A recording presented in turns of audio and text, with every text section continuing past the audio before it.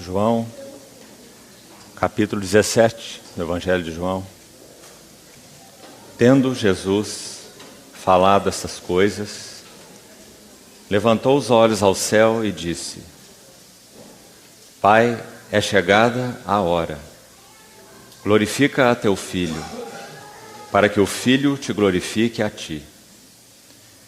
Assim como lhe conferiste a autoridade sobre toda a carne, a fim de que ele conceda a vida eterna a todos os que lhe deste.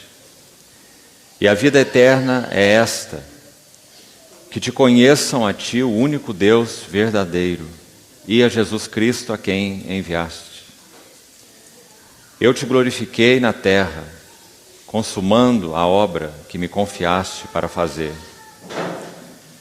E agora glorifica-me, ó Pai, contigo mesmo, com a glória que eu tive junto de ti, antes que houvesse mundo.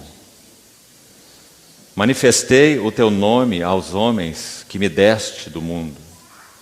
Eram teus, tu nos confiaste, e eles têm guardado a tua palavra. Agora eles reconhecem que todas as coisas que me tens dado provêm de ti, porque eu lhes tenho transmitido as palavras que me deste, e eles as receberam, e verdadeiramente conheceram que saí de ti, e creram que tu me enviaste. É por eles que eu rogo. Não rogo pelo mundo, mas por aqueles que me deste, porque são teus. Ora, todas as minhas coisas são tuas, e as tuas coisas são minhas, e neles eu sou glorificado. Já não estão no mundo, já não estou no mundo, mas eles continuam no mundo, ao passo que eu vou para junto de ti. Pai Santo, guarda-os em teu nome que me deste, para que eles sejam um, assim como nós. Quando eu estava com eles, guardava-os no teu nome que me deste, e protegi-os. E nenhum deles se perdeu, exceto o filho da perdição, para que se cumprisse a Escritura. Mas agora vou para junto de ti. E isto falo no mundo, para que eles tenham o meu gozo completo em si mesmos. Eu lhes tenho dado a tua palavra, e o mundo os odiou, porque eles não são do mundo, como também eu não sou. Não peço que os tires do mundo, e sim que os guardes do mal. Eles não são do mundo, como também eu não sou. Santifica-os na verdade, a tua palavra é a verdade. Assim como tu me enviaste ao mundo, também eu os enviei ao mundo. E a favor deles eu me santifico a mim mesmo, para que eles também sejam santificados na verdade. Não rogo somente por estes, mas também por aqueles que vierem a crer em mim, por intermédio da sua palavra, a fim de que todos sejam um. E como és tu, ó Pai, em mim, e eu em ti, também sejam eles em nós, para que o mundo creia que tu me enviaste. Eu lhes tenho transmitido a glória que me tens dado, para que sejam um, como nós o somos. Eu neles e tu em mim, a fim de que sejam aperfeiçoados na unidade, para que o mundo conheça que tu me enviaste e os amaste, como também amaste a mim. Pai, a minha vontade é que onde eu estou, estejam também comigo os que me deste, para que vejam a minha glória, glória que me conferiste, porque me amaste antes da fundação do mundo. Pai justo, o mundo não te conheceu, eu, porém, te conheci. E também estes compreenderam que tu me enviaste. Eu lhes fiz conhecer o teu nome e ainda o farei conhecer, a fim de que o amor com que me amaste esteja neles e eu neles esteja.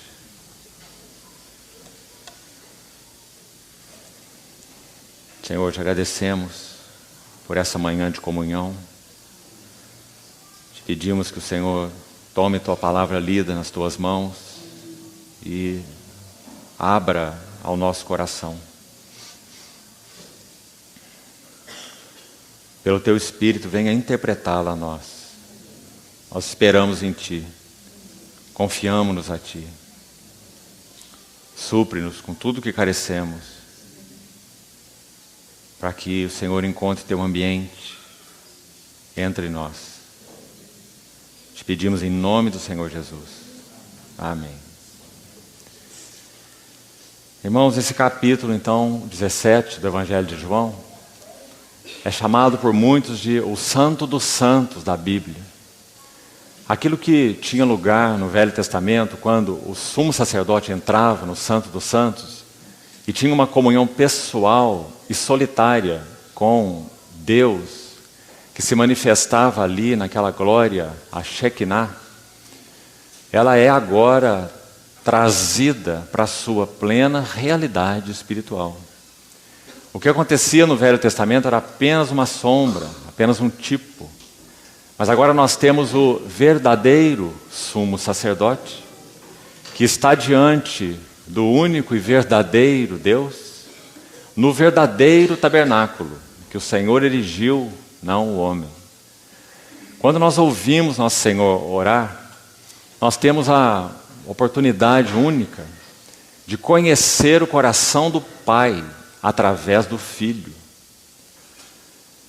O Evangelho de João, no capítulo 10, nosso Senhor disse, João registrou ali, que Ele e o Pai são um. Então, a unidade, em primeiro lugar, do coração do Pai e do Filho, são o ponto mais evidente e maravilhoso dessa oração. Aquilo que o Pai tem no coração, o Filho tem no coração. Nosso Senhor Jesus, como segredo de sua vida humana, já que viveu em tudo semelhante aos irmãos, foi que Ele colocou a sua vontade em absoluta submissão à vontade do Pai. Nós erramos quando olhamos a vida de Jesus como se a vontade dele fosse substituída pela vontade do Pai, porque esse não foi o caso. Quando ele vai ao Getsêmani, registrado aí no capítulo seguinte, e ora, ele também fala sobre sua vontade. E submete a sua vontade à vontade do Pai.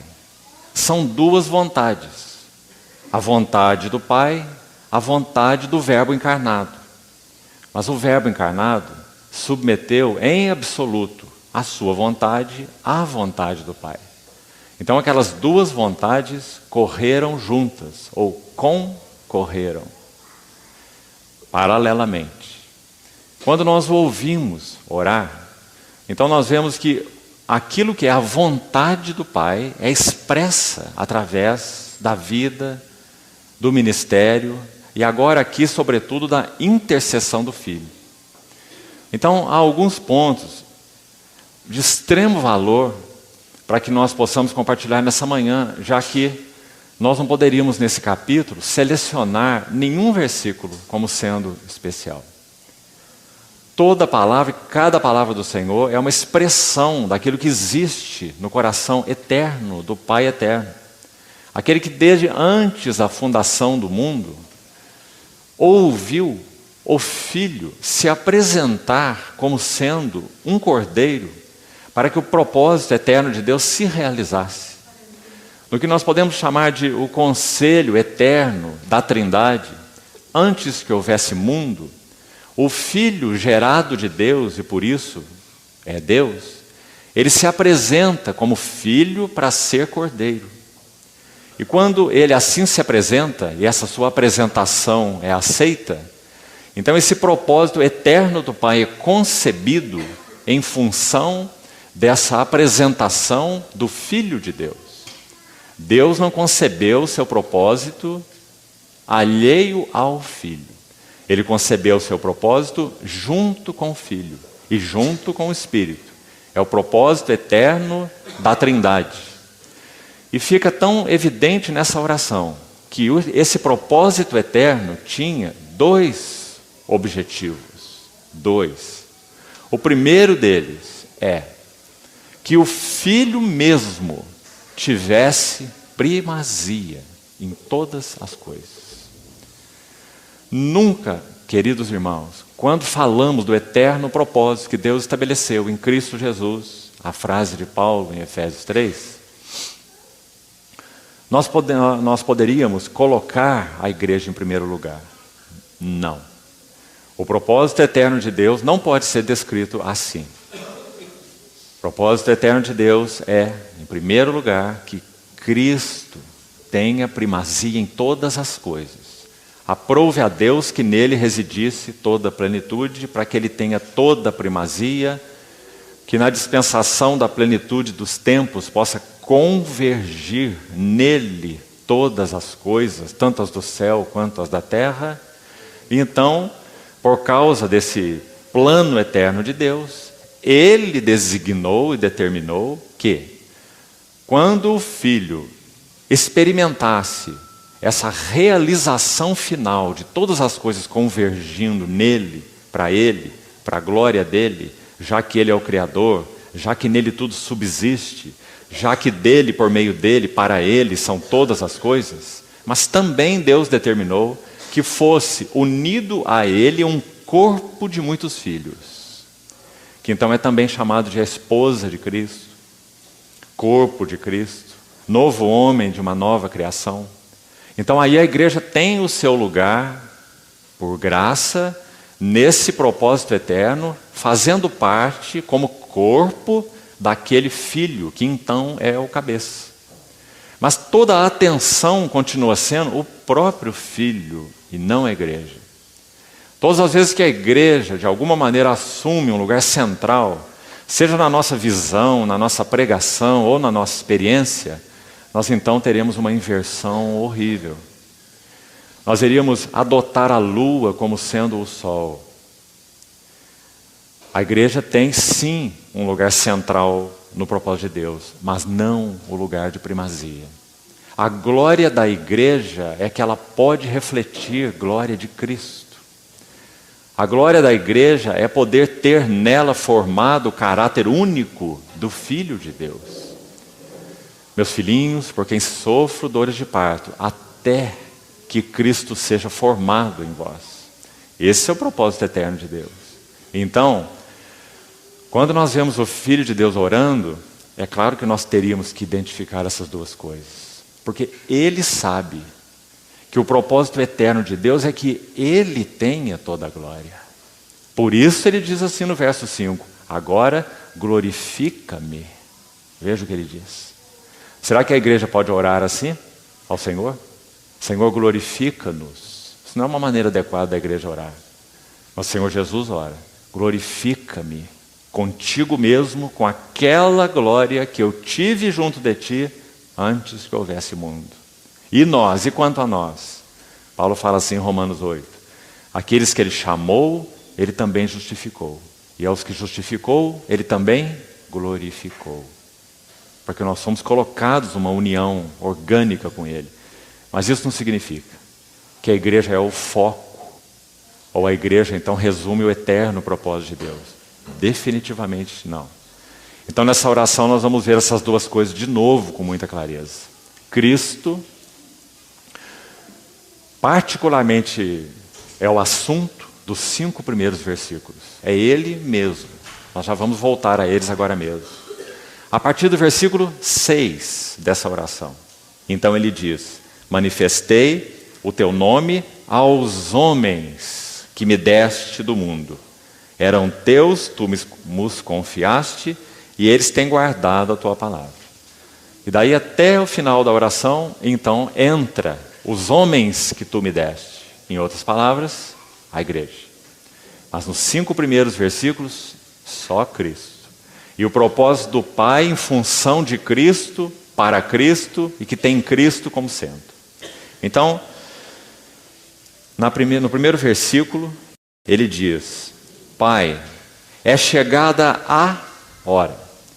Essa hora que no Evangelho de João é descrita algumas vezes, essa mesma palavra, sai dos lábios do nosso Senhor Jesus no sentido negativo. Ainda não é chegada minha hora. Mas quando ele está já nos seus últimos dias do seu serviço e antes de se oferecer no Calvário, então essa hora está presente de uma maneira muito vívida no coração dele. E já no capítulo 12, 6 dias antes da Páscoa, quando ele é ungido por Maria de Betânia, ele diz assim: que direi eu? Pai, salva-me desta hora, mas precisamente para esta hora eu vim. Então, Pai, glorifica o teu nome. João capítulo 12, os versos finais.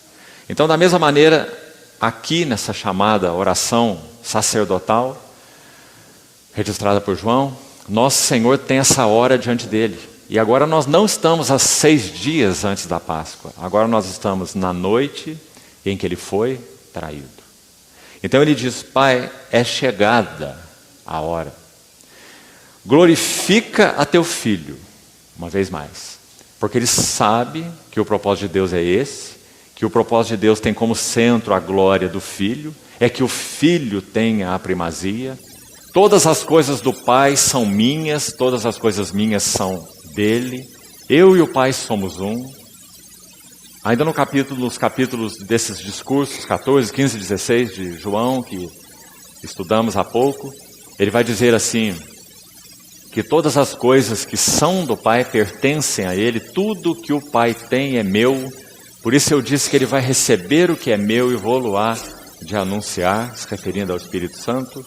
Então, nesse versículo 1, nosso Senhor inicia aí a sua oração. Ele diz: Pai, é chegada a hora. Essa hora é o Calvário. Essa hora é a cruz do Calvário.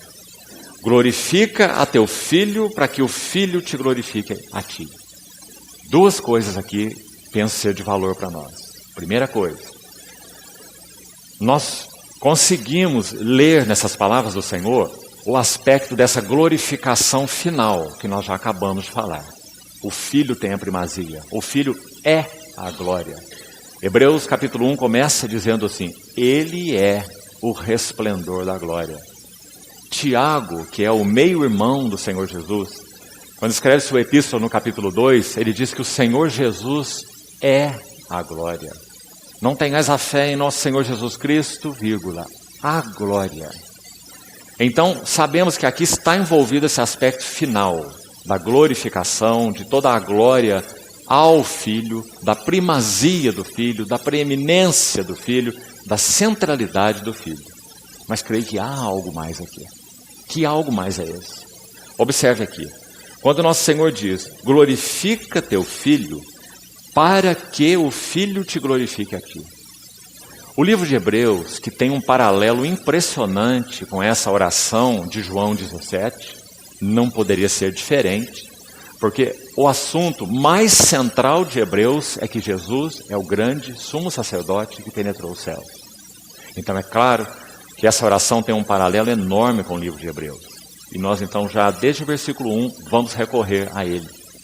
E vamos buscar entender o que mais o Senhor Jesus quis dizer aqui, e que não diz respeito a essa glória final, essa glória dessa glorificação final, quando ele já estivesse no trono e tudo então fosse convergido para ele nos propósitos eternos de Deus. Mas há algo aqui que o capítulo 2 de Hebreus vai nos ajudar de uma maneira importante. Vamos abrir lá, por favor.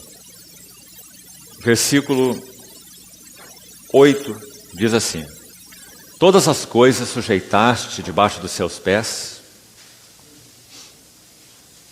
e desde que lhe sujeitou todas as coisas, nada deixou fora de seu domínio.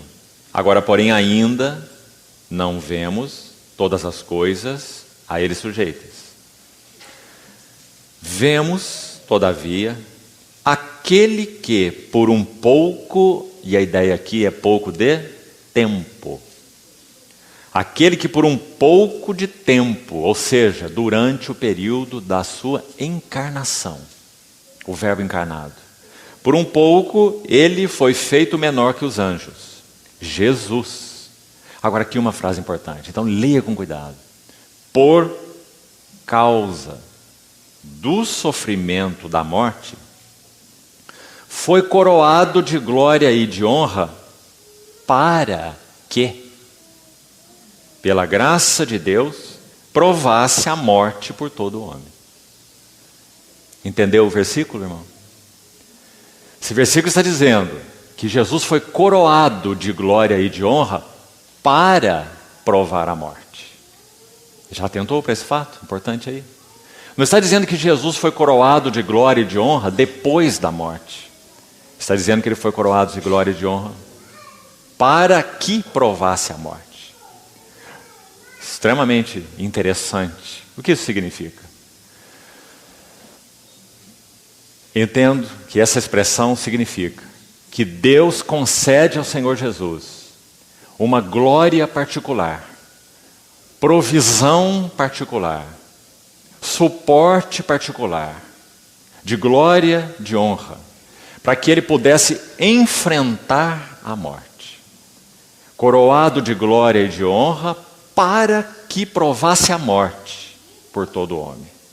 Então, quando nosso Senhor ora em João 17, glorifica o teu filho, para que o filho te glorifique a ti, nós entendemos que o Senhor não está se referindo apenas ao seu trono vindouro, mas entendemos que o Senhor está pedindo que ele seja glorificado pelo Pai, nas palavras de Hebreus, concedido a ele glória e honra, para que ele provasse a morte por todo o homem.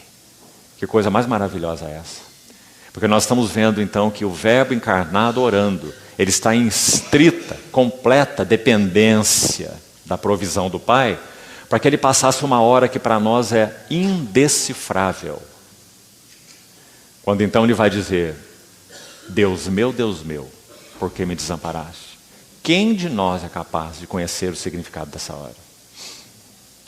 Então glorifica teu filho, para que o filho glorifique a ti. Para que essa determinação do Senhor de ir à cruz não seja demovida de sua mente. Para que ninguém realmente o tire do caminho.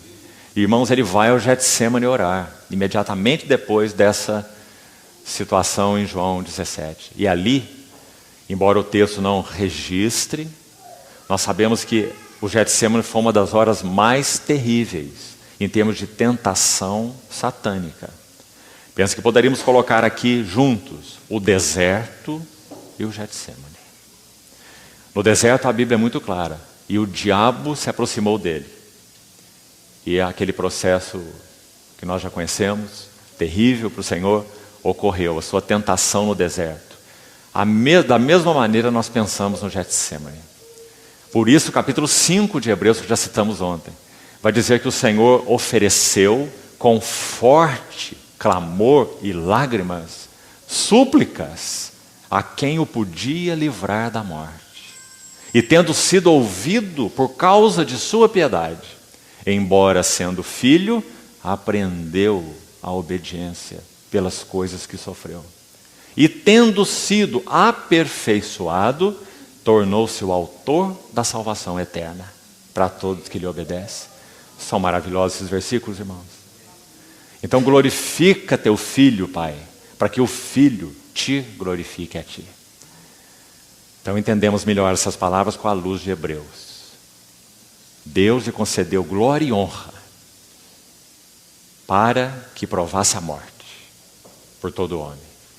Versículo 2. Assim como conferiste autoridade sobre toda a carne, a fim de que ele conceda a vida eterna a todos os que lhe deste. E a vida eterna é esta: que te conheçam a ti, o único Deus verdadeiro, e a Jesus Cristo, a quem enviaste. Verso 3, tão importante. Nosso Senhor Jesus está orando pelo quê? Irmãos, Ele está orando por conhecimento espiritual. Conhecimento espiritual. Já falamos um pouco disso também nas outras sessões. Não é conhecimento teológico. Não é conhecimento bíblico. É conhecimento espiritual. É claro que esses elementos são instrumentos. A Bíblia é um instrumento para nos levar a um conhecimento espiritual de Cristo. Paulo, quando ora aos Colossenses, esse é seu encargo. E aos Efésios também. Aos Colossenses ele diz que transbordeis de pleno conhecimento da sua vontade. em toda sabedoria e entendimento espiritual. Veja o que Paulo está dizendo. Mesma coisa que nosso Senhor. Vida eterna é esta, que te conheçam a ti, o único Deus verdadeiro. Ele está falando de um conhecimento experimental. Ele está dizendo que nós somos chamados para uma vida de união com Cristo. Ele está dizendo que Ele é a videira verdadeira e nós os ramos, e que nós somos chamados para permanecer no seu amor, dando fruto, mais fruto, muito fruto. Então ele se refere a esse conhecimento espiritual de Cristo. Irmãos, conhecimento espiritual é tudo em nossa vida cristã. Porque ele não se baseia em conhecimento intelectual, como já falamos. É conhecimento de Cristo. É tudo em nossa vida cristã. Alguns irmãos, por alguns motivos, têm até mesmo pouco conhecimento bíblico. Mas têm um conhecimento de Cristo, de valor, que impacta outras vidas, que são testemunhos de boca fechada, colunas, muitas vezes, no santuário de Deus. Mas se você colocá-los para compartilhar a palavra, não terão habilidade para isso. Mas eles conhecem o escritor da Bíblia muito bem.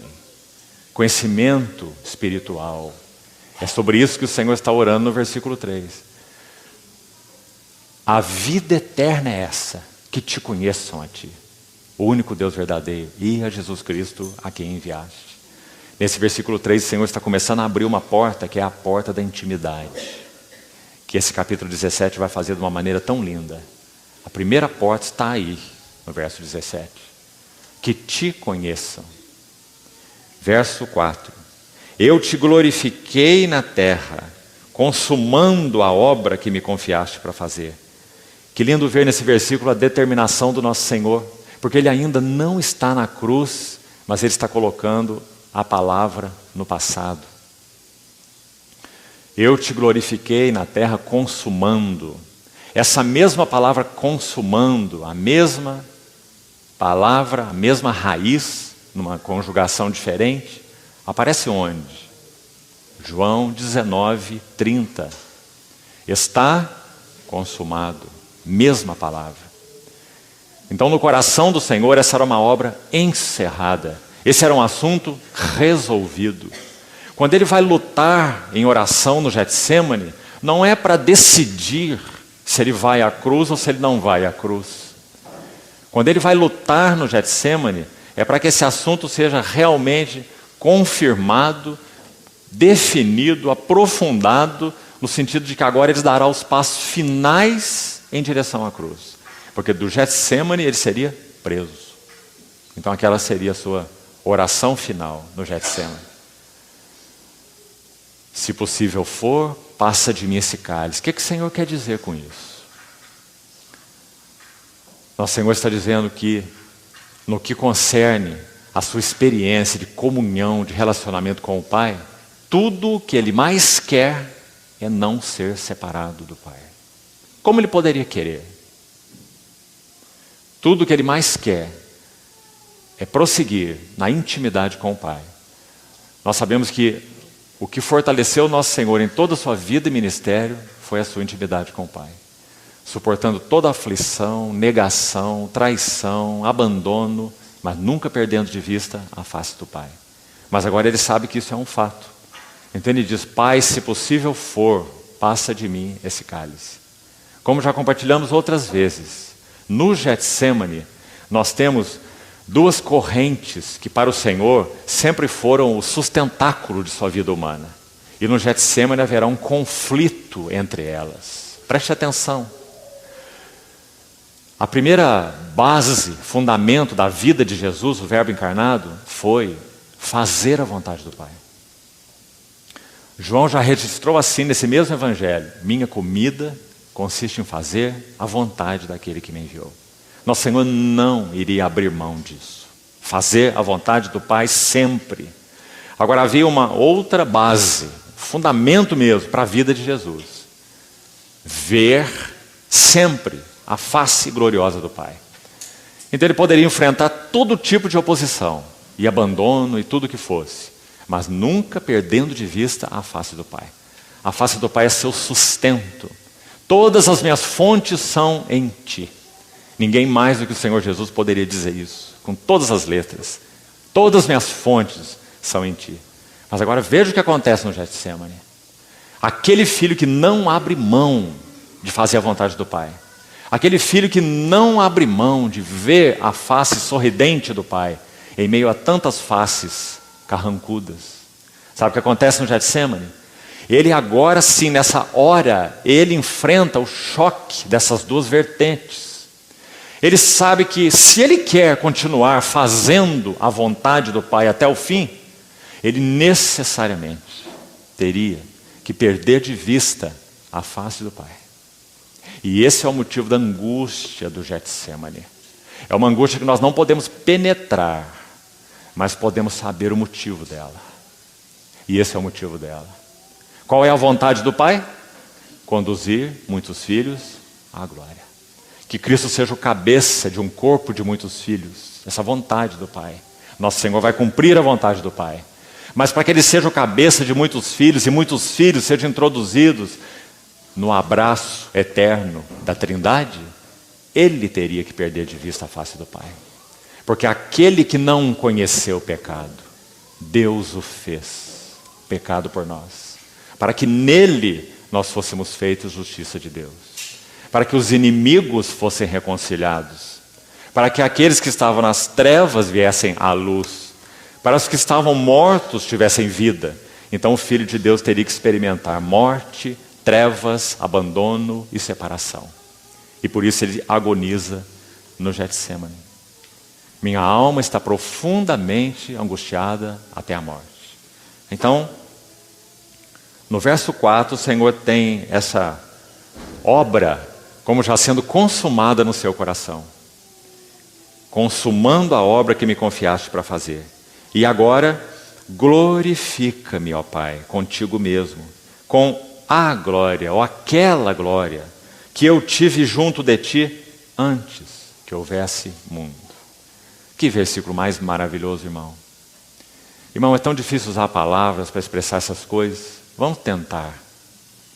Na eternidade, na Trindade, o Pai é chamado, essa primeira pessoa. Por quê? O Filho de Deus, o Verbo, é chamado a segunda pessoa. O Espírito Santo, a terceira pessoa. Pessoas distintas, elas não se confundem. Pai não é filho, filho não é pai. Há distinção nas pessoas da Trindade. Mas ao mesmo tempo não há nenhuma divisão possível em nenhuma instância. Nem quando o Verbo fez carne, nem quando foi glorificado, nem antes, nem depois da cruz. Nunca a Trindade se quebrou, porque a Trindade é inquebrável. Uma única essência, mas três subsistências, três pessoas. Por que o Pai é chamado de primeira pessoa, o Filho de segunda pessoa? Esses termos não são bíblicos, é claro. Mas são palavras para tentar nos ajudar a entender esse mistério também indecifrável. Como poderíamos decifrar a Trindade? Mas, graças a Deus pelo Espírito, nós podemos ter alguma contemplação. Isso já nos deixa tão assombrados. Por que primeira pessoa, segunda pessoa? Penso que poderíamos dizer assim, ou pensar assim. Deus, o Deus único, a divindade, ao se conhecer, gera uma imagem de si que é perfeitamente igual a si. Essa imagem que essa divindade gera de si é chamado na Bíblia de Verbo, Filho. E esse conceito é chamado por muitos de geração eterna. Significa que o Filho nunca teve um começo. Ele é sem princípio de dias e sem fim de existência. Lembra de Hebreus 7? Ele é o Filho eterno. Então ele não é criado por Deus, ele é gerado de Deus. E o que significa ser gerado de Deus? Não, nossa mente não compreende não. Não adianta colocar em palavras teológicas. Mas veja se essa frase te ajuda. Deus, o Deus único, ao se conhecer, e como que Deus se conhece? Plenamente. Como que nós nos conhecemos? Parcialmente. Agora, Deus conhece a si perfeitamente? Sim. Deus tem um autoconhecimento pleno de quem Ele é, e perfeito. Então, nesse ato, que é um ato eterno, quando que Deus começou a se conhecer? Teve um tempo que Deus começou a se conhecer? Não. Deus sempre se conheceu, porque Deus é. Então Deus, ao se conhecer, Ele gera uma imagem de si, que é exatamente igual a si. E essa imagem, então, a Bíblia chama de o Verbo de Deus. Então Paulo em Colossenses, escrevendo aos Colossenses, ele vai dizer, Ele é a imagem do Deus invisível. E escrevendo aos Coríntios, 2 Coríntios 4, ele vai dizer, foi Deus que disse, de trevas resplandecerá a luz. Ele resplandeceu em nossos corações para a iluminação do conhecimento da glória de Deus na face de Cristo. Nós pregamos a Cristo, que é a imagem de Deus, segundo os Coríntios capítulo 4. Então, nesse ato eterno de se conhecer, Deus gera uma imagem, que é o seu Logos, o seu Filho. Então, no versículo 5, o que o Filho fala? Repetindo o versículo. Talvez agora possamos vê-lo numa luz mais adequada. Quando ele diz, glorifica-me, ó Pai, contigo mesmo com aquela glória. Que glória? Glória do Filho que é a imagem de Deus. Glória do Filho que é gerado de Deus, nessa geração eterna. Aquela glória que eu tive junto de ti antes que houvesse mundo. Então no versículo 6, ele vai iniciar introduzindo isso que ele chama de os que me deste. E agora aí a igreja está presente na sua oração desde o versículo 6. Manifestei teu nome aos homens que me deste do mundo. O Senhor usa essa frase várias vezes, você já percebeu? Que me deste, que me deste, que me deste. No capítulo 10 de João, o Senhor já tinha dito, aquilo que o Pai me deu é maior do que tudo. E esses são esses filhos que Deus escolheu no seu coração antes da fundação do mundo. Paulo os chama de eleitos de Deus. Eleitos em Cristo antes da fundação do mundo. Verso 7. Agora eles reconhecem que todas as coisas que me tens dado provêm de ti. Você se lembra aquela frase que o pai do pródigo, em Lucas 15, disse para esse filho que ficou em casa? Uma frase muito interessante, que é tão bem aplicada ao Senhor Jesus. Você sabe que o coração daquele filho era todo errado, não compreendia seu lugar, sua posição de filho, e que ele estava ali na herança do pai, ele era o filho do pai, então ele teve aquela atitude tão inadequada na parábola que o Senhor contou. Mas escute o que o pai fala para aquele filho, quando o pródigo volta. Ele diz assim, meu filho, tu sempre estás comigo, tudo que é meu é teu. Que frase mais preciosa é essa? Porque isso é verdadeiro com relação ao nosso Senhor Jesus. Quem é o Senhor Jesus? O que o pai pode dizer dele? Exatamente essas palavras. Meu filho, tu sempre estás comigo, tudo o que é meu é teu. Então, no versículo 7, eles reconhecem que todas as coisas que me tens dado provêm de ti. Porque eu lhes tenho transmitido as palavras que me deste, e eles as receberam. João começa o evangelho com essa palavra. Veio para o que era seu, mas os seus não receberam. Se referindo à nação de Israel em geral. Mas a todos quantos o receberam, deu-lhes o poder de serem feitos filhos de Deus. Maravilhoso. Aqui a palavra é repetida.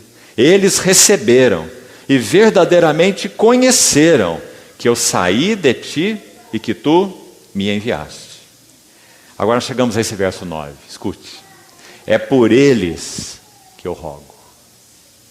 Não rogo pelo mundo, mas por aqueles que me deste, porque são teus. Sabe o que nós temos por trás desse versículo? Temos 13 capítulos do livro de Hebreus. É por eles que eu rogo. Esse é o intercessor. Irmão, nós podemos dizer que nosso Senhor Jesus, Ele olhava de dentro o propósito de Deus. Vamos tentar explicar isso.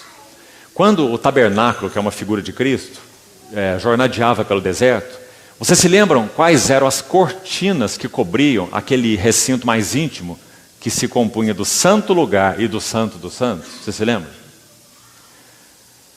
Pela ordem, a cortina mais interna era a mais linda. Ela era feita de estofo azul, púrpura, carmesim e linho fino. Só que os artífices, conforme o livro de Êxodo vai dizer, habilitados pelo Espírito Santo, aqueles artesãos, eles iriam bordar querubins.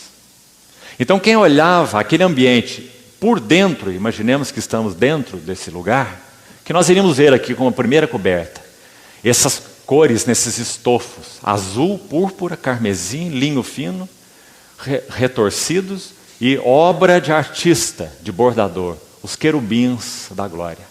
Tudo isso era visto de dentro. Depois a segunda coberta era de peles de carneiro. Depois a outra coberta era de peles de carneiro, tintas de vermelho, tingidas de vermelho.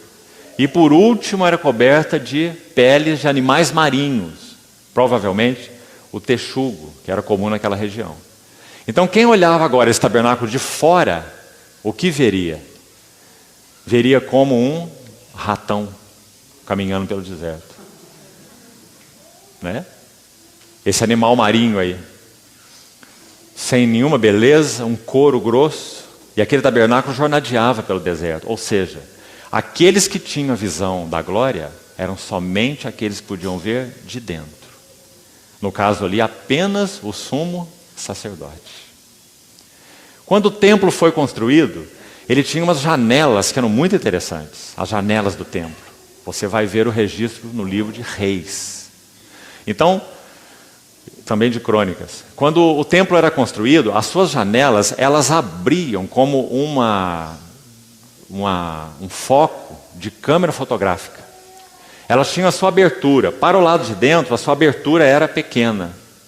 E então, à medida que a parede avançava, a janela abria assim. Então era uma abertura grande para quem estava lá fora e olhava, ele veria uma janela enorme. Mas então para quem está olhando de fora, aquela janela iria se afunilar até um pequeno buraco. Quem estava olhando de dentro era o contrário. Ele ia olhar por um pequeno buraco, mas ia ter uma visão em amplitude, porque ela se abria. O que isso significa? Quando o Senhor Jesus olhava para todas as coisas, ele tinha a visão plena de todas as coisas. Mas quando os outros olhavam para ele, só viam o filho do carpinteiro. Sua glória estava velada. Quando nós que estamos em Cristo, por sermos o templo de Deus, quando nós olhamos todas as coisas, Paulo vai dizer, o homem espiritual julga todas as coisas, ou discerne todas as coisas, mas ele mesmo não é discernido por ninguém. Você vê que interessante? Então essa era a realidade de quem o Senhor Jesus é. Ele via o propósito de Deus de dentro, ele via toda a glória, ele viu o significado do chamamento, de nosso chamamento. E nós agora, da mesma maneira, nós agora não estamos vendo um ratão, a igreja como um ratão caminhando no mundo. Nós estamos vendo a glória da igreja, a beleza da igreja, a comunhão da igreja, a vida da igreja, o Senhor na igreja. Mas quando o mundo olha para a igreja, não vê nada mais do que um ratão caminhando pelo mundo. Mas o que o Senhor faz nesse versículo, nós acabamos de citar, versículo 9, tão lindo. Ele vai dizer, Senhor, é por eles que eu rogo. Eu não rogo pelo mundo. Sabe por quê? Porque a fé não é de todos. Foi o que Paulo disse na sua epístola. Mistério. Pare de funcionar a tua cabeça tentando explicar eleição e predestinação. Desista. Mas ela é fato. Deus nos escolheu. Deus nos escolheu em Cristo, antes da fundação do mundo. Então, amados, ele diz, é por eles que eu rogo. E aí nós temos o livro de Hebreus por trás de tudo isso. Que livro maravilhoso. Aqueles capítulos primeiros, 4, ele vai falar quem é esse intercessor. Resumidamente, o autor de Hebreus vai dizer assim, ele é o Filho de Deus que desceu como apóstolo. Ele é o apóstolo da nossa confissão. Ele é o único que pode expressar quem Deus é. Até o capítulo 4, verso 13. Quando nós chegamos no capítulo 4, verso 14 de Hebreus, a ênfase muda. Tendo, pois, a Jesus, o Filho de Deus, como grande sumo sacerdote que penetrou os céus. Conservemos firmes a nossa confissão, porque não temos sacerdote, sumo sacerdote, que não possa compadecer-se de nossas fraquezas. Antes foi ele tentado em todas as coisas, a nossa semelhança, mas sem pecado. Acheguemo-nos, portanto, confiadamente junto ao trono da graça, para recebermos misericórdia e acharmos graça para socorro em ocasião oportuna. E aí ele entra pelo capítulo 5, dizendo que o sacerdote era constituído dentre os homens para oficiar para os homens. Teria que ser capaz de saber o que é fraqueza humana, né?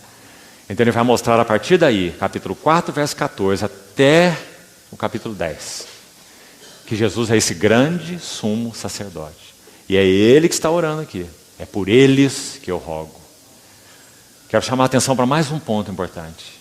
Se ele é o verdadeiro sumo sacerdote, o que o sumo sacerdote do tipo, da figura, da sombra, o judeu, tem para nos ensinar? O sumo sacerdote natural. Quando ele entrava no Santo dos Santos, uma vez ao ano, no grande dia da expiação, ele trazia o povo representado no seu próprio corpo. Ele tinha um peitoral composto de 12 pedras, cada uma delas tipificando uma tribo de Israel, no peito. Ele tinha, de novo, 12 tribos de Israel em 2 pedras de ônix, colocadas nos seus ombros, para fazer o engaste entre a parte da frente da vestimenta e a parte de trás da vestimenta. Era como um elo, uma pedra, de um lado e de outro. Em cada pedra, 6 nomes. Por quê? Não bastava um? Não bastava no peito? Não bastava nos ombros? Por que 2? Porque peito, na tipologia do Velho Testamento, fala então do seu amor, ou do seu coração, em intercessão. Mas ombro fala do seu suporte. O que significa isso, em outras palavras? Os mesmos pelos quais o Senhor Jesus morreu, os mesmos pelos quais o seu coração foi traspassado, são estes mesmos pelos quais ele dá suporte, ou ele realiza intercessão. Então ele vai dizer: não rogo pelo mundo, mas por aqueles que me deste do mundo, porque são teus. Ele intercede por aqueles que ele redimiu. Nosso Senhor Jesus é o Salvador do mundo, mas nosso Senhor não é o intercessor do mundo. Compreendeu a diferença? Ele é o intercessor da igreja, porque só a igreja o conhece como intercessor, mas ele é salvador para todo o mundo, todo o que quiser. Deus tem os seus escolhidos, certamente ele o tem, né? Nós não sabemos quem são. Então, que o mundo faça a sua decisão. Quem tem sede, venha a mim e beba. Então o Senhor é o Salvador do mundo, disponível, mas ele é o intercessor da igreja. E agora o assunto aqui é a igreja, não é o mundo. É o sumo sacerdote que intercede pelos que o Pai lhe deu. Então não rogo pelo mundo, rogo pelos que me deste do mundo. Parece inicialmente uma palavra dura do Senhor, não é? Por que, Senhor, o Senhor não roga pelo mundo? Porque ele não é intercessor do mundo. Mas por que não é uma palavra dura? Porque no capítulo 3 de João ele já registrou assim: eu não vim para julgar o mundo, mas eu vim para salvá-lo. Então ele é o salvador do mundo. Deus amou o mundo, deu seu Filho unigênito, mas ele intercede pelos que já o receberam. Para esse é que ele dá o seu suporte. São esses que se achegam ao trono da graça. O mundo nem sequer sabe que existe um trono da graça, mas nós nos achegamos ao trono da graça. O Senhor Jesus está no trono celestial como sumo sacerdote que vive para interceder por nós. Não é vive para interceder pelo mundo. Hebreus 7, 25. Então que versículo mais maravilhoso, irmãos. E que privilégio nós temos. Nós nos achegamos do trono, diante do trono de alguém que sabe tudo sobre natureza humana. Que evangelho é este de João, né? Os últimos versos do capítulo 2 vão dizer assim: Jesus não se confiava, aqueles que estavam ali ao seu lado, procurando de alguma maneira servi-lo, fazer isso, fazer aquilo. Jesus não se confiava a eles, porque ele mesmo sabia o que era a natureza humana. Que verso maravilhoso. Hebreus vai dizer que em tudo ele se tornou semelhante aos irmãos, para que ele fosse fiel sumo sacerdote, nas coisas referentes a Deus e fazer expiação pelos pecados do povo. Então, por trás desse verso 9, nós temos esse lindo livro de Hebreus, o intercessor, nosso Senhor Jesus. Verso 10. Ora, todas as coisas minhas são tuas, e todas as tuas coisas são minhas, e neles eu sou glorificado. Já não estou no mundo. Que frase é essa? Também tão impressionante. Em certo sentido, nosso Senhor nunca esteve no mundo. Como nós falamos, Ele nunca deixou sua habitação celestial. O Filho do Homem que está no céu, como está registrado em João 3. Né? Onde eu estou, vós não podeis ir, Ele disse aos seus discípulos. Mas agora, em função dessa completação do seu ministério terreno, Ele vai dizer, já não estou no mundo. Em outras palavras, Ele está dizendo, a minha obra está consumada. Ele já falou nos versos que lemos anteriormente. Consumando a obra que me confiaste para fazer. Já não estou no mundo, mas eles continuam no mundo, ao passo que eu vou para junto de ti. Pai Santo, guarda-os em teu nome que me deste, para que eles sejam um, assim como nós. Irmão, essa verdade eterna, graças ao Senhor, da unidade da igreja. Que o Senhor nos ajude nisso, irmãos. A unidade da igreja, ela é o fundamento do trabalhar do Espírito Santo. Se nós de alguma forma não compreendemos, nós somos limitados, não só na visão, sobretudo na prática, poderíamos dizer, mais que na visão. Há muitos que, levantando bandeira em nome da unidade, promovem mais divisões. Se nós levantarmos uma bandeira que diz, nós somos a unidade, o que nós promovemos é divisão. E os nossos outros irmãos são o quê? Então, que o Senhor nos ajude a compreender isso melhor. A unidade do Espírito é a base do trabalhar do Espírito. Então, nosso Senhor roga nessa oração para que sejamos um, como Ele e o Pai são um. Agora, de maneira prática, por que é tão importante esse assunto da unidade? Sabe por quê? Porque nós somos um povo estranho. Um povo estranho. Nós somos um povo que tem uma linguagem que o mundo não conhece. Temos um Senhor que o povo não conhece. Temos estatutos em nosso coração que o mundo não conhece. Temos maneira de ver a vida, de ver as coisas, de ver trabalho, de ver família, de ver dinheiro, bens que o mundo não conhece. Você se lembra daquele verso impressionante de um falso profeta que foi pago para amaldiçoar o povo de Deus, Balaão, em Números 23, ali no versículo 9, numa das vezes que ele vai tentar amaldiçoar o povo de Deus, e pronuncia das mais gloriosas bênçãos que existem no Velho Testamento. Bênção de Moisés, a bênção de Jacó, a bênção de Balaão, elas estão aí no mesmo nível. Que impressionante! Moisés foi um homem de Deus. Jacó, outro homem de Deus. Mas Balaão era um vidente mercenário. Mas quando ele ia abrir a boca para amaldiçoar o povo de Deus, o Espírito Santo vinha fazer o seu trabalho.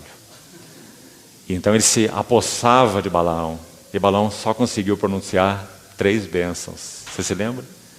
Interessante que ele achava que o problema era o lugar errado. Ele estava no alto de um monte, oferecia sacrifício para amaldiçoar Israel. E vinha o Espírito Santo. Ele pronunciava a bênção. Então ele pensava, eu acho que eu errei o monte. Eu acho que os deuses estão lá no outro monte. Vamos passar para o outro monte. Subia no outro monte, armava o seu altar, olhava para o povo de novo e dizia assim, do alto das penhas vejo Israel. Dos outeiros o contemplo. Eis que é um povo que habita só. E não será contado entre as nações. Que bênção mais maravilhosa esse homem foi dizer. Por causa do Espírito Santo que se apossava dele. O que ele está dizendo na nossa linguagem? Que a igreja é única. Está dizendo que a igreja é solitária. Está dizendo que a igreja não pode contar com ninguém, a não ser o seu Senhor Jesus e uns aos outros. Por isso que nosso Senhor Jesus derrama o seu encargo nessa oração, dizendo, Pai, que eles sejam um, como nós o somos. Agora, irmãos, quando nós olhamos para a cristandade hoje, o que nós vemos? Pedras do santuário espalhadas pelas esquinas de todas as ruas. Isso é tão entristecedor para o coração do Senhor, para o Espírito Santo isso quebra a nossa saúde espiritual. Senhor, nos ajude a compreender e a praticarmos esse assunto da unidade de uma maneira que satisfaz teu coração. Para que eles sejam um, como nós o somos. Eu neles, tu em mim. Que ponto de encontro mais maravilhoso. Eu neles, tu em mim. Para que eles sejam aperfeiçoados na unidade. Também não é uma palavra importante? Quando nós cremos, nascemos de novo no Senhor Jesus, nós temos um senso de que pertencemos a Ele. E também temos de que pertencemos um ao outro. Nosso batismo nos fala disso. Nós somos batizados não apenas no sentido de identificação com Cristo, mas também no sentido de identificação com o corpo de Cristo. Não é? Em um só Espírito, todos fomos batizados para dentro de um corpo. Então, esse é um senso que todo novo convertido já tem. Mas como precisamos avançar no que ele significa? Porque o que ele significa vai passar pelo caminho da cruz. Se nós queremos ser aperfeiçoados na unidade, quanto o Espírito Santo tem que trabalhar em nós. Porque sabe qual é o tipo de unidade que nós praticamos? É unidade comigo. Quem são os que são um comigo? Essa é a nossa unidade, né? Então que o Senhor nos ajude a realmente praticarmos a unidade do Espírito no vínculo da paz. Deixe o irmão achar que milênio não existe. Deixe o irmão achar que o anticristo vem agora, vem depois, vem no meio, vem antes. Deixe ele achar o que ele quiser achar. Vamos aprender a ter comunhão em Cristo, pelo Espírito de Cristo, na unidade de Cristo. Para nós tem pouquíssima importância de quando o anticristo vai se manifestar. Nós estamos nem pensando em anticristo, nós estamos pensando em Cristo. Estamos dizendo, Maranata, vem nosso Senhor. Se pela tua graça, Senhor, o Senhor pode, quer nos guardar de vermos essa hora horrível, livra-nos, guarda-nos. Mas se não, fortalece-nos, para que nós possamos ser testemunhas fiéis em dias difíceis. E dias que, em espírito, nós já estamos vivendo. O livro de Daniel descreve esses dias que antecedem a manifestação do anticristo como o dia em que os santos seriam particularmente desgastados na sua mente. Daniel 7:25. Ele afligirá, magoará os santos do Altíssimo. Esse espírito já opera na igreja. Que o Senhor nos ajude a estarmos atentos a essa hora, guardados, vigiando, preservando a unidade. Quanto mais o funil se manifestar, mais nós iremos ver a realidade do que o Senhor Jesus orou. Que nós teremos que estar afinados com Ele de uma maneira intensa e bem afinados uns com os outros. Para que sejamos cobertos, guardados, cuidados no corpo de Cristo. Então o livro de Hebreus de novo vai nos ajudar dizendo assim, não deixemos de congregar, como é costume de alguns. Antes façamos advertências uns aos outros. E quanto vedes que o dia se aproxima. Quanto mais o dia do Senhor se aproximar, mais necessidade de advertência. Não necessidade de nos embalarmos, né, uns aos outros. Está tudo bem, irmão, Deus é misericordioso, Deus é bondoso, um dia Deus vai fazer, Deus vai resolver, espere em Deus. E frases que nós usamos de uma maneira tão leviana tantas vezes. Vamos nos exortar, vamos nos advertir, nos cuidar. Cuidado, que aquele dia não vos apanhe repentinamente como um laço, disse nosso Senhor. Cuidado, que vossos corações não fiquem sobrecarregados. Tão claro foi o nosso Senhor. Onde nós vamos ouvir isso do mundo? Nós só podemos ouvir isso da igreja, porque nossa linguagem é única. Irmãos, a igreja não é maravilhosa? Você pode imaginar que uma pessoa que você nunca viu, você pode colocar dentro da sua casa para dormir na sua cama, quando você hospeda os irmãos? Ninguém faz isso no mundo, só na igreja. Porque nós temos o mesmo Espírito, nós temos a mesma linguagem, temos o mesmo Senhor, a mesma fé, o mesmo Pai. Irmãos, a igreja. Senhor, abra nossos olhos para vermos a igreja, o que é a igreja. E para que possamos viver como irmãos. Esse é um dos fardos do Senhor Jesus, quando Ele orou aqui em João 17. Para que eles sejam um, como nós o somos. Para que eles sejam aperfeiçoados. Olha essa palavra. Na unidade. Sabe o resultado disso? Para que o mundo conheça que tu me enviaste. Ou seja, onde está o nosso poder de testemunho? Subir em palanques por aí, gritar a Bíblia de todo jeito? Segundo Jesus, não. Nem ele fez isso. Não clamará, não gritará e não fará ouvir a sua voz nas praças. O Senhor nos ajude a vivermos a nossa vida cristã unida de tal forma que o mundo conheça que Ele foi enviado, que Ele é o Senhor dos Senhores, que esse milagre que aconteceu entre nós ninguém pode fazer. Nenhuma norma, nenhuma instituição, nenhum regulamento, nenhuma organização. Esse milagre do nosso convívio, esse milagre da mesma linguagem, esse milagre do mesmo Senhor, esse milagre da mesma palavra, só Ele mesmo pode fazer. Então que sejamos aperfeiçoados na unidade para que o mundo conheça. Realmente a igreja precisa ser um refúgio para aqueles que não o conhecem. Versículo 12. Quando eu estava com eles, guardava-os em teu nome que me deste e protegi-os, e nenhum deles se perdeu, exceto o filho da perdição, para que se cumprisse a Escritura. Mas agora eu vou para junto de ti, e isto eu falo no mundo, para que eles tenham o meu gozo completo em si mesmos. Eu lhes tenho dado tua palavra, e o mundo os odiou, porque eles não são do mundo, como também eu não sou. Frase repetida no verso 16. Eles não são do mundo, como também eu não sou. Maravilhosa frase, porque precisamos vê-la como ela é. E como então ela deve ser vista. Quanto de mundo há em Jesus? Nada. Aí vem o príncipe do mundo, e ele nada tem em mim. Agora olha o que o Senhor está fazendo. Ele está dizendo, eles não são do mundo, como também eu não sou. Irmãos, nosso Senhor está cravando um abismo, agora que não pode ser traspassado entre nós e o mundo. Por isso João vai dizer assim tão claramente, não ameis o mundo, nem as coisas que no mundo há. Quais são essas coisas? Concupiscência da carne, concupiscência dos olhos, soberba da vida, que é amar a vida pela vida. Soberba da vida, não procede do Pai, mas procede do mundo. Ora, o mundo passa, bem como toda a sua concupiscência, mas aquele que faz a vontade de Deus permanece eternamente. Eles não são como eu não sou, coisa mais maravilhosa. Que problema nós criamos para nós mesmos quando tentamos compactuar com aquilo que o Espírito Santo está nos mostrando que é mundo. Sejam valores, maneira de viver, estilo de vida, modas, conceitos, palavras, filosofias, ideias, política,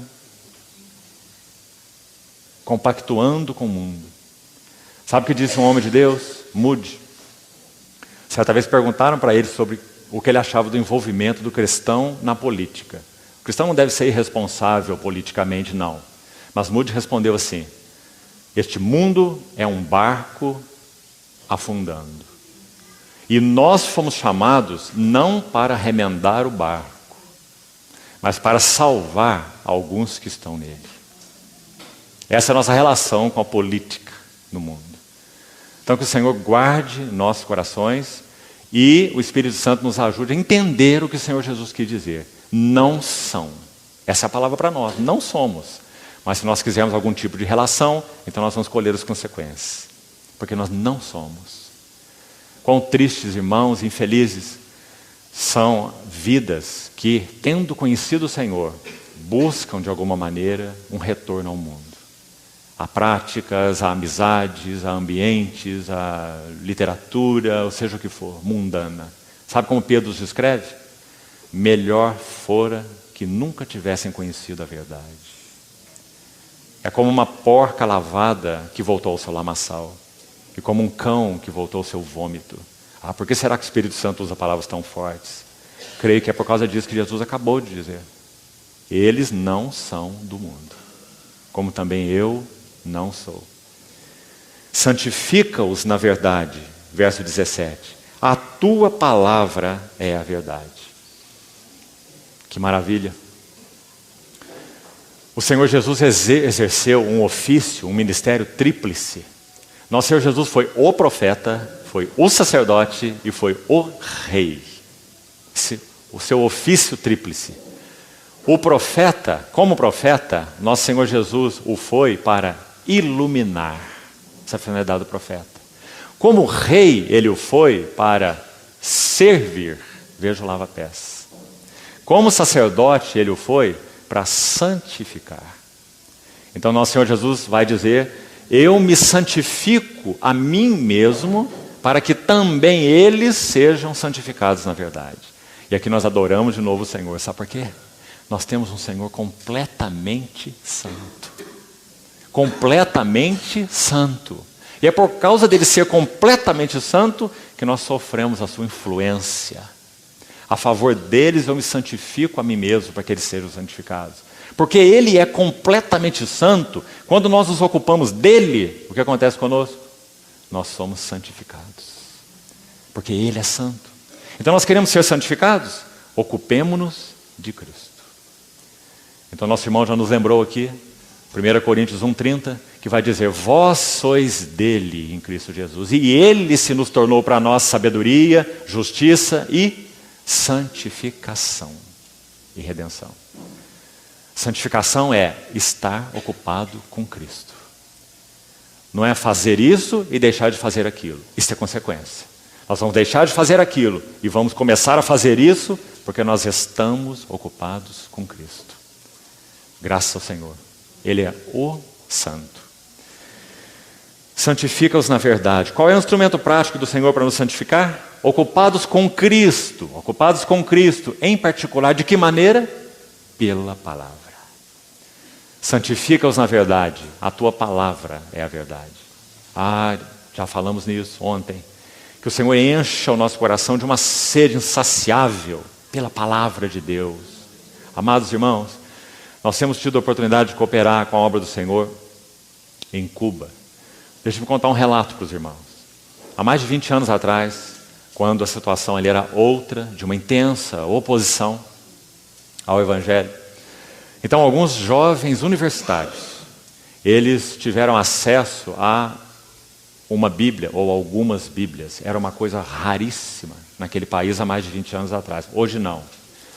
E quando eles tiveram acesso a essa Bíblia, eles repartiram a Bíblia em partes.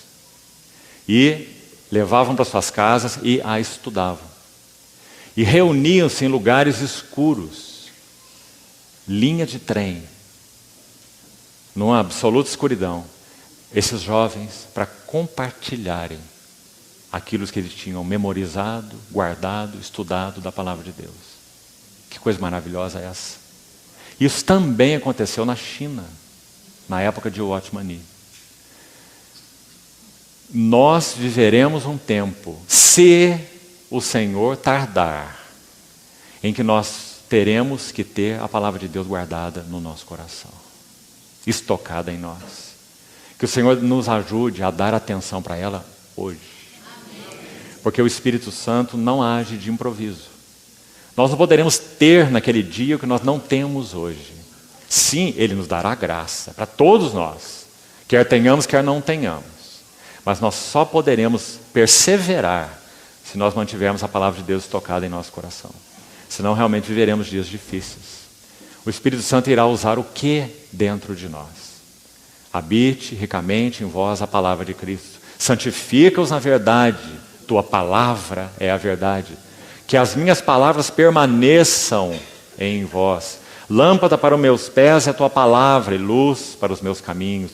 Minha alma está apegada ao pó, vivifica-me por meio da tua palavra. Palavra, a palavra, a palavra. O Senhor nos faça homens e mulheres da palavra, que amam a palavra, que guardam a palavra. Bem-aventurados que leem, que ouvem, que guardam as palavras da profecia desse livro, porque o fim está próximo. O Senhor nos ajude nisso, irmãos. Ele orou por isso. Santifica-os na verdade. Tua palavra é a verdade. Irmãos, a palavra de Deus tem poder em si mesma. Você não precisa ter o conhecimento de nuances teológicas, o significado de uma palavra, para que você use essa palavra. A palavra de Deus é viva e eficaz em si mesma. Um adolescente em crise, que conheça a palavra, guarde a palavra no seu coração e recite-a para si mesmo.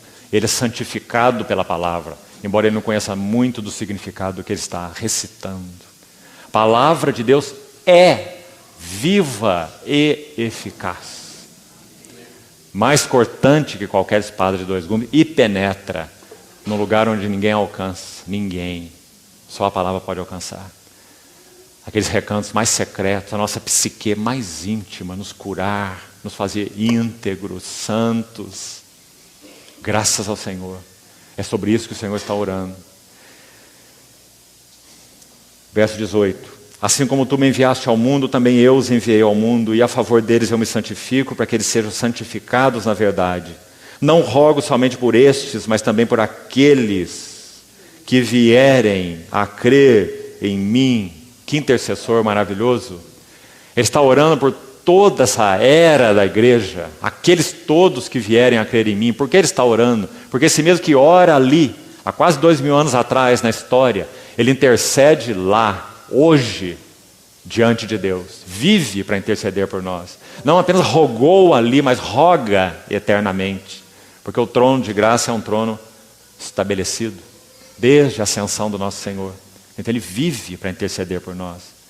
Rogo por estes, rogo por aqueles que vierem a crer em mim por intermédio de sua palavra, a fim de que todos sejam um, como és tu, ó Pai, em mim, eu em ti, sejam eles em nós. Palavras mais lindas para dizer o que tentamos explicar aqui com aquela frase. Jesus está orando para que eles, que são seus discípulos, sejam introduzidos nesse abraço eterno do Deus triuno, da Trindade. Como eu sou em ti, como tu és em mim, sejam eles em nós, para que o mundo creia que tu me enviaste. Oh, que privilégio, irmãos. Comunhão da Trindade. Uma comunhão de plenitude, uma comunhão de alegria, uma comunhão de suficiência, uma comunhão de amor. É nessa que nós fomos introduzidos. Vamos concluir com esses versos finais. Vamos comentar só mais um verso. Eu lhes tenho transmitido a glória que me tens dado, para que sejam um como nós o somos. Eu neles, tu em mim, para que sejam aperfeiçoados na unidade, para que o mundo conheça. Esse é o segredo do testemunho. Que tu me enviaste e os amaste, como também amaste a mim. Pai, a minha vontade. Pai, a minha vontade. Escute bem, irmão. É que onde eu estou. Onde ele está? João 14. Eu estou no Pai e o Pai em mim. Em João 1, o Filho unigênito que está no seio do Pai. Pai, a minha vontade é que onde eu estou, estejam também comigo os que me deste. O que acontece no Evangelho de João? João reclina sua cabeça sobre o peito do Senhor. Sobre o que o Senhor está orando aí? Para que nós reclinássemos a nossa cabeça no peito do Senhor. Onde eu estou, estejais vós também. Ele disse no capítulo 14. Minha vontade é que onde eu estou, estejam comigo os que me deste, para quê? Para que introduzidos nessa intimidade? O que significa reclinar a cabeça no peito do Senhor? Ver a sua glória. Glória que me conferiste, porque me amaste antes da fundação do mundo. Sabe o que Davi disse no Salmo 27? Uma só coisa eu peço ao Senhor, e eu a buscarei. Uma escolha, irmão, uma atitude determinada. Ele o quis de todo o seu coração. Que eu possa morar na casa do Senhor todos os dias da minha vida. Agora, olha as palavras dele antes de Jesus, refletindo as palavras de Jesus nessa oração. Para que eu possa contemplar a beleza do Senhor. Jesus disse, para que vejam a minha glória. É exatamente a mesma coisa. Para que eu possa contemplar a beleza do Senhor e meditar no seu templo. Ah, irmãos, que a glória de Cristo seja realmente atrativa para nós.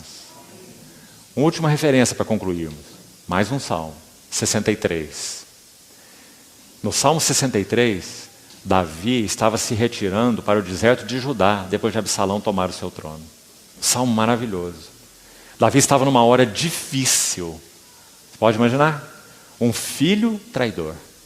Um filho que começa a ganhar o coração do povo para depor o rei que é seu pai, Absalão. E Davi deixa o trono e vai para o deserto de Judá. Ao caminhar para lá, ou lá, ele escreve o Salmo 63. Sabe o que ele diz? Primeiro, mantenha em mente a hora que Davi estava vivendo. Era uma hora para ele se encher de autopiedade.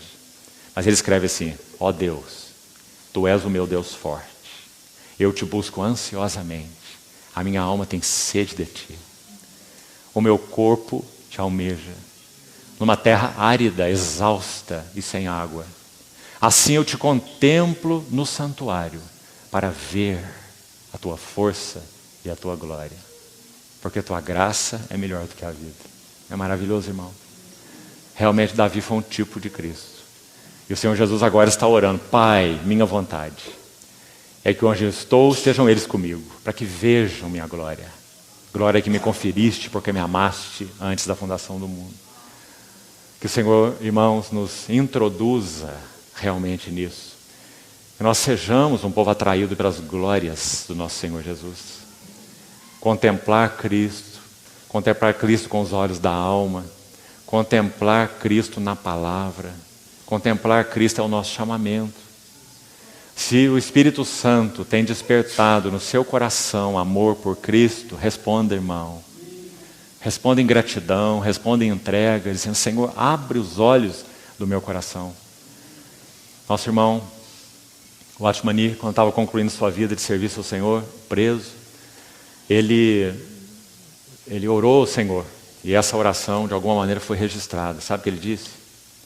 Depois de 20 anos, preso, ele tinha quase 1,80 m de altura, estava com 49 quilos, depois de 22 anos de prisão.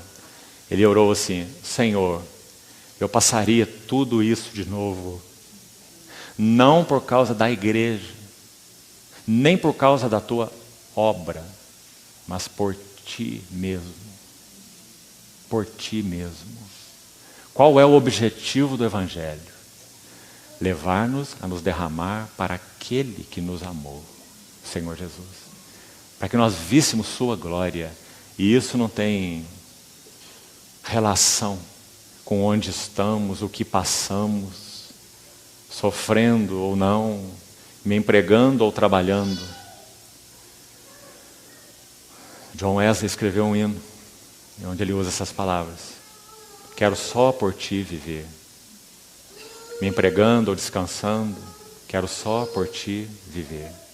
Senhor, irmãos, nos conceda graça, continue falando ao nosso coração, para que nós sejamos atraídos por quem Ele é, para que vejamos realmente sua glória, porque é vendo sua glória que nós somos transformados de glória em glória na sua própria imagem.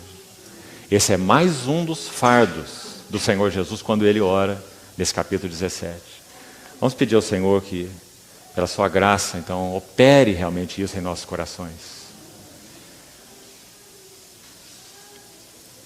Senhor, continue por tua bondade, fidelidade para conosco, apesar de nós. Continue falando ao nosso coração, Senhor. E te pedimos, sim, tira escamas de nossos olhos, para que possamos ver a tua glória, tua beleza, que ela seja conquistadora de todo o nosso coração. Confiamos a Ti, Senhor, Tuas palavras, e pedimos que Teu Espírito Santo venha interpretá-la na nossa hora e na nossa história. Nos ajuda também como igreja, Senhor, a vivermos realmente em unidade. A unidade do Espírito no vínculo da paz. Senhor, sê nossa motivação e centro. Chama a nossa atenção para Ti, Senhor, e mantém-nos um, como Tu és um com o Pai. Te pedimos, Senhor, agradecidos, em nome de Jesus. Amém.